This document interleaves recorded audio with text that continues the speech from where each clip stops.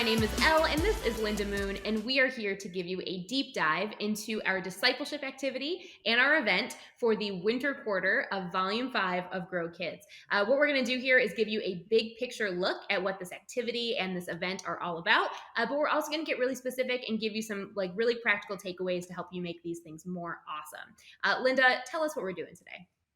So, what we're doing is we are going to try to help you get a head start into planning your discipleship activity and your event for the winter quarter. And again, you can do that at any time, but if you are planning to do it, you can start planning now. And that helps you as a Grow user. But even if you're not a Grow user, these events are spectacular. I mean, my personal opinion, but I think they're great. And so you might want to steal some of these ideas to use with your ministry.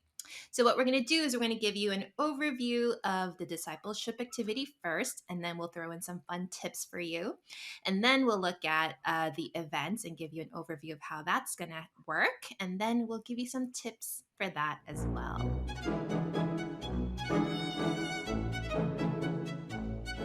Okay, first we're going to take a look at our discipleship activity, which is called the Gift Tag Challenge, which was created for us by Tyler Thompson. And this activity is super fun. It is focused on using your gifts. And so what we're doing here is to really help kids and families think about what they've been given, and then also figure out how they can use those gifts to love God and to love others a little bit better. So Linda, walk us through this. What are we up to? Yeah, it's a really simple activity, but it is a discipleship activity first and foremost. So we want kids to be able to identify what gifts they have and, in the form of talents and interests. And so we do provide these worksheets that you can fill out with them or they can fill out at home with their families. And it's going to help them kind of shape this activity. So the first thing that they're going to identify is, what can I gift? And so this is where they get to explore some of those talents, interests, abilities. And then the next column in that worksheet is going to ask, who can I tag? And so you can brainstorm with the kids about some people who might need just some extra love, some comfort, or just a special shout out and thanks. And then the third column, you're going to combine those two. So who am I going to gift tag? And so we're going to think, okay, using what I have, what can I do to bless this person in a special way, especially around the holidays, which would be really wonderful. And it is kind of like Elle mentioned, it is like a pay it forward, like a game of tag, just with using your gifts.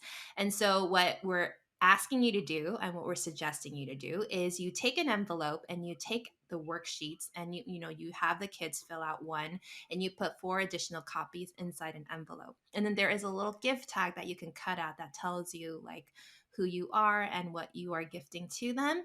And you glue that on the front of the envelope. And so the hope is that whoever receives your gift tag will then take out a worksheet and do it themselves and then pass it on to the next person. So this is a really fun and creative way to have kids get involved in their communities and give, but also it's kind of like a game too. So I think kids will really enjoy that, especially your small group leaders and your families. You guys can do it however you want. Love it. So now that you have the overview, friends, let's give you just a couple of tips to help you make this extra awesome. Okay, so this is a great activity that you can do throughout the entire quarter. You don't have to just consolidate it to one day. It can happen all quarter long. And so our first tip to help you really extend this over the whole quarter is to trace your gift tags. So that means keep track of where they go. So after a kid hands them off, keep track of who they gave it to. And then if that person also continued the game, just keep track of that so that you can kind of keep this thing going for multiple weeks. And of course, right now we're all about contact tracing. So we should be really good at this point. So put those skills to good use, friends. Yes, absolutely. And kids are going to be encouraged to know that the small thing that they did get passed on. So make sure you do that. That'd be really fun. The second tip we have is to prepare a list of gifts and tags. And what I mean by that is, of course, we want kids to be creative with their challenge. And so we don't want to box them in like these are the only gifts you can have and these are the only people you can tag. But sometimes when you ask kids on the spot, they do get a little stuck. So you want to have a handy list of ideas so that you can reference them in case kids are just like, I don't know. And so you can help them out so they can all participate. And then our third tip is do this in place of a secret Santa or other kind of gift exchange. So if you typically do this either like as a ministry with families or with your volunteers or whatever that looks like, maybe try this instead. It is a free way that you can do a gift exchange, so that really helps kind of get more people involved who maybe couldn't participate in other ways. But it's also just like a really wonderful, wholesome, loving kind of way to do this. So try factoring that in either like to replace your gift exchange or on top of it. Yeah, try it out. Let us know how it goes. Okay, so let's talk about our event for this quarter. Most churches do kind of big events around Christmas time, of course, maybe like a production or a play, something like that. But we want to give you a super fun event that you can do this Christmas that you can host for your kids or your families, make it a community event, whatever you want to do. This one is called Christmas City, and it is created by our pal Ida Mundell. Linda, tell us all about this wonderful, glorious Christmas event. So, Christmas City is all about celebrating Christmas around the world. And our team, in conjunction with IDA, did a lot of research for you about how Christmas is celebrated in different countries like the Philippines and Ethiopia, Mexico, Finland. And we put them all together and we came up with some fun ways you can pay tribute to these traditions in your ministry. And so, this event, there are 8 stations that have either like a craft or a game to play that represents each country.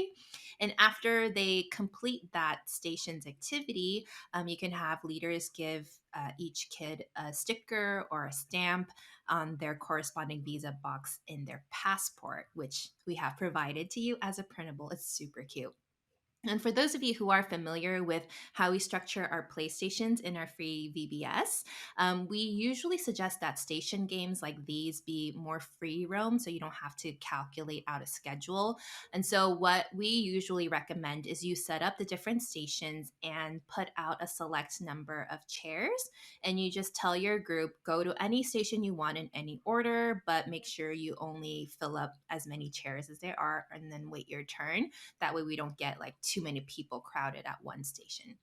And also, I think when you actually do this event, just be mindful of just how kids are coming with or without families, and just make sure everyone feels included and they're all participating. Love it. And as always, this event comes with all sorts of goodies like activities, food, decor ideas, all of that good stuff. But now, here are just a few tips to help you make this even more incredible. Okay, so the first tip we had is speaking of these passport printables, how about you personalize the passports? It's a good idea to get families to register in advance anyway, so you have a better idea of how many supplies you're going to need or how much food you might need to prepare if you're doing a meal. But another thing you can do with that pre registration is to get people to submit a photo of themselves, and then you can print them out and you can affix it to their passport. And I think kids love it when things are personalized for them. And so as they come into the event, you can hand them their very own passport with their photo already on it. That'll be really special. That's so cute. Tip number two is to customize the stations. So think about the people who are in your ministry, in your church. If you have specific cultures, specific traditions that you think you could make a really awesome station out of, please do that. Like, you don't have to be limited to just the ideas we've given you. You know your people best. You know what kind of like amazing ideas already are inside the walls of your church or on your team. So reach out to some people, see what kind of traditions you can add to this. And that's a great way to bulk it up to give even more stations that kids can experience. Yeah, and if any of those work, like let us know because we'd love Mhm. to share them with our community. The third tip we have is if you are a small church, try this. This event might scare you just a little bit because it might require a lot more volunteers than you're used to. So, what you can do is actually double up the activities at each station. So that way, you only need 4 stations and you just need 4 volunteers to manage the activities that are happening there. Or you can create pre-packaged kits for each station and you can just do it together as one large group instead of having to rotate from station to station. So that way you can still do this event for your church but not have Mhm. to worry about getting enough people to help out. Yeah, that's cute. And I would imagine that that would make it really easy to do these kits at home too, for Yes. people who miss the event, or if you are still social distancing, come December when you want to do this event, that would be a great way to kind of make that work. That's a great Um, idea. Yeah. Thank you. Thank you. I just had it. The spirit really led me in that moment. And then our fourth tip for this event is to pair this event with the Joy to the World series. So that's our December series for kids in volume 5. We have not done a deep dive on it yet, but that will be coming up next month. But that is a great way to kind of make those things align, and a great way to introduce either this event or introduce the series, depending on which one you decide to promote first. And lastly, our final tip for you is to make it a community event. A lot of times we just kind of limit these events to our church people, but this is a great way to do outreach and to get your church people to invite other families to come. So, especially if you are doing registrations early, which we do highly recommend, you can just advertise this and promote it to your community and get more people to come out. I love it. I'm really excited about this event. I think this is so cute. I can't wait to see like all of the pictures and all of the things.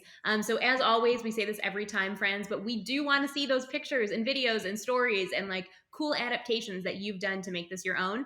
You can share those in our Facebook group, which you can find at stuffyoucanuse.org/community. We have a kids group and a student group. So, choose the one that most fits you and your job description. And we are just excited to see what you do with it. So thank you so much for hanging out with us. We are pumped to see what you do with all of these ideas and resources that you have. And thanks for hanging with us. Have a wonderful day, week, month, Bye. quarter. Bye.